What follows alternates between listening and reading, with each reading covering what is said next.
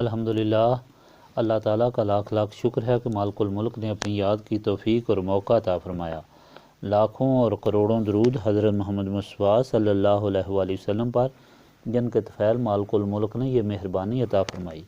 سامعین کرام، اللہ تعالیٰ نے قرآن پاک میں ارشاد فرمایا، اعوذ باللہ من الشیطان الرجیم، بسم اللہ الرحمن الرحیم۔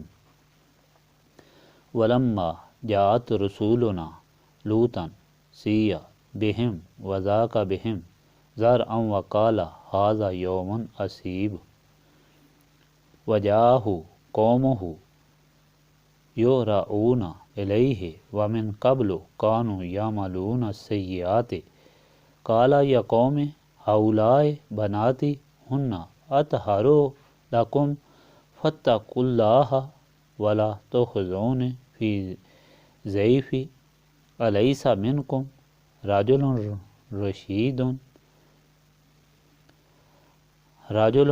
رَشِیدٌ قَالُوا لَقَدْ عَلِمْتَ مَا لَنَا فِی بَنَاتِکَ مِنْ حَقٍّ وَإِنَّکَ لَتَعْلَمُ مَا نُرِیدُ قَالَ لَوْ أَنَّ لِی بِکُمْ قُوَّةً أَوْ آوِی إِلیٰ رُکْنٍ شَدِیدٍ قَالُوا یا لُوطُ إِنَّ رُسُولُ رَبِّکَ لَن یَصِلُوا إِلَیْکَ فَأَسْرِ بِأَہْلِکَ بِقِطْعٍ مِّنَ اللَّیلِ وَلَا یَلْتَفِتْ مِنکُمْ أَحَدٌ إِلَّا امْرَأَتَکَ إِنَّهُ مُصِیبُهَا مَا أَصَابَهُمْ إِنَّ مَوْعِدَهُمُ الصُّبْحُ أَلَیْسَ الصُّبْحُ بِقَرِیبٍ فَلَمَّا جَاءَ أَمْرُنَا جَعَلْنَا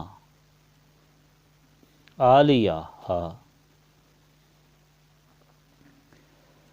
سَافِلَہَا وَأَمْطَرْنَا عَلَیْہَا حِجَارَةً مِّن سِجِّیلٍ مَّنضُودٍ مُّصَوَّمَةً عِندَ رَبِّکَ وَمَا ہِیَ مِنَ الظَّالِمِینَ بِبَعِیدٍ۔ اور جب آگے ہمارے بھیجے ہوئے لوگ لوط کے پاس تو وہ دلگیر ہوئے ان کے آنے سے اور بہت پریشان ہوئے ان کی وجہ سے، اور بولے، آج کا دن بڑا مصیبت کا دن ہے۔ اور مہمانوں کی خبر سنتے ہی آئے، ان کی قوم کے لوگ ان کے پاس دوڑتے ہوئے آئے۔ اور اس سے پہلے بھی وہ لوگ کیا کرتے تھے؟ برے کام۔ حضرت لوط نے کہا، اے قوم، یہ میری قوم کی بیٹیاں ہیں، وہ پاک اور حلال ہیں تمہارے لیے، تم خدا کا خوف کرو اور مجھے رسوا نہ کرو مہمانوں کے معاملہ میں۔ کیا تم میں کوئی ایک بھی سمجھدار آدمی نہیں؟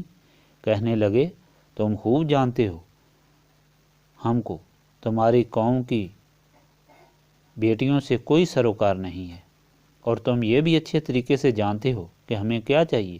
لوط نے کہا، کاش میرے پاس بھی تمہارے مقابلے کی قوت ہوتی، یا میں پناہ لے سکتا کسی مضبوط سہارے کی۔ فرشتوں نے کہا، اے حضرت لوط، ہم تو آپ کے رب کے بھیجے ہوئے ہیں، یہ لوگ آپ کو کوئی نقصان نہیں پہنچا سکیں گے، بس آپ اپنے اہل عیال کو لے کر نکل جائیں۔ جب رات کا کچھ حصہ گزر جائے اور پیچھے مڑ کر تم میں سے کوئی بھی نہ دیکھے، اپنی بیوی کو ساتھ نہ لے جائیے، بے شک ان کو وہی عذاب پہنچے گا جو ان کو ہوگا۔ ان پر عذاب آنے کا وقت صبح کا وقت ہے، کیا صبح قریب نہیں؟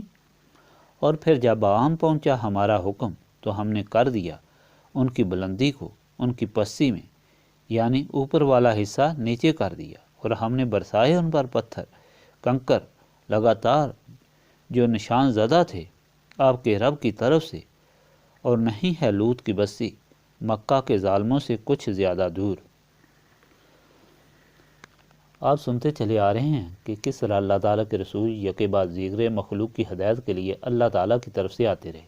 پچھلی مرتبہ آپ نے سنا کہ چند فرشتے جن میں حضرت جبرائیل بھی تھے، پہلے حضرت ابراہیم کے پاس آئے، اور ان کی بیوی جو 90 سال کی تھی ان کو حضرت اسحاق کی پیدائش، اور اس کے بعد ان کی پشت سے حضرت یعقوب کی پیدائش کی خبر سنائی، جس پر حضرت سائرہ کو تعجب ہوا کہ اس بڑھاپے میں وہ کس طرح بچہ ہوگا۔ فرشتوں نے کہا کہ آپ اللہ تعالیٰ کے رسول کے گھرانے کے لوگ ہیں، آپ کو اللہ تعالیٰ کے حکم پر تعجب نہیں کرنا چاہیے۔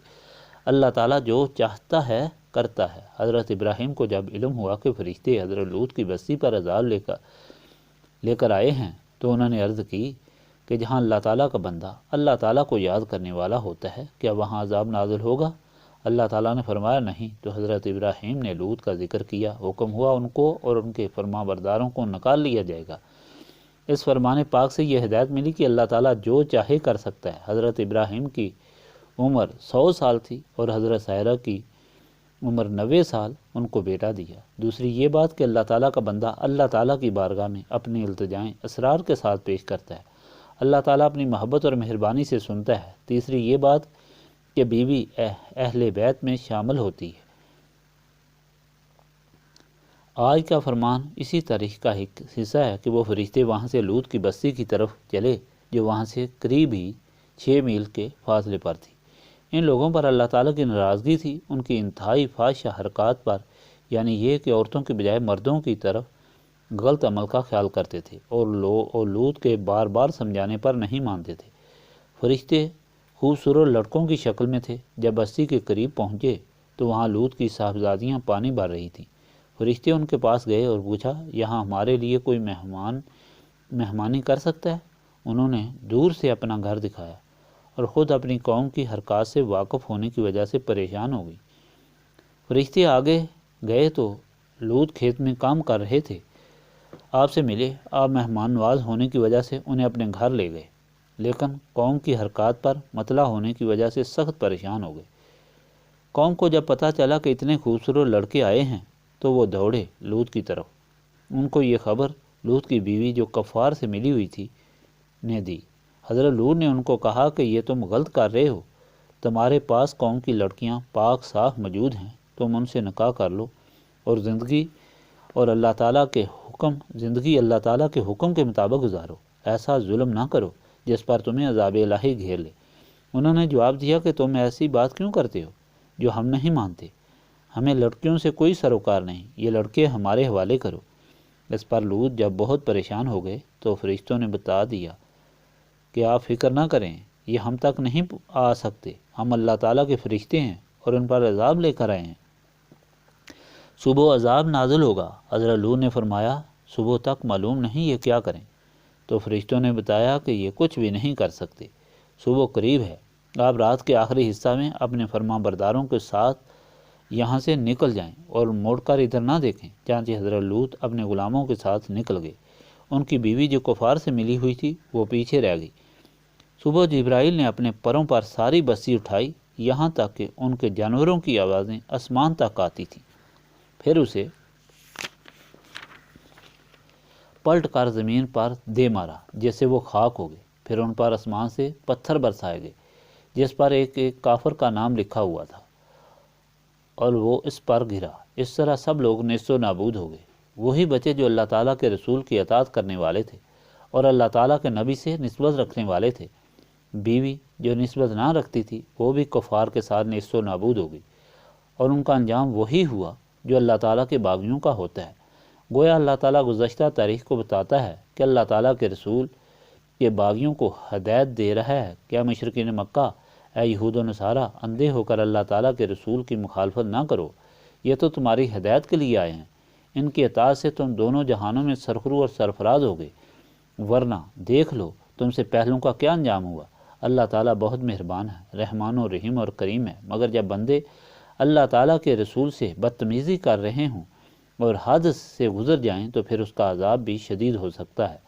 گویا ساری تاریخ سے یہ سبق دیا جا رہا ہے کہ اگر نجات چاہتے ہو تو اللہ تعالیٰ کے رسول کی اطاعت اختیار کرو۔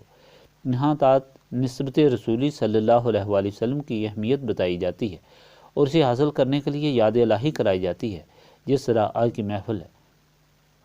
اللہم صلی علی سیدنا محمد وعلی آلہ وصحبہ صلاۃ تکون لنا امان من کل خوف، لا الہ الا انت سبحانک انی کنت من الظالمین۔ ربنا آتنا فی الدنیا حسنۃ وفی الآخرۃ حسنۃ وقنا عذاب النار۔ ربنا لا تزغ قلوبنا بعد إذ هديتنا وهب لنا من لدنك رحمة إنك أنت الوهاب۔ اللهم إنك عفو تحب العفو فاعف عني یا غفور یا غفور یا غفور۔ استغفر اللہ العظیم الذی لا الہ الا هو الحی القیوم واتوب الیہ ربنا تقبل منا انک انت السمیع العلیم وتب علینا انک انت التواب الرحیم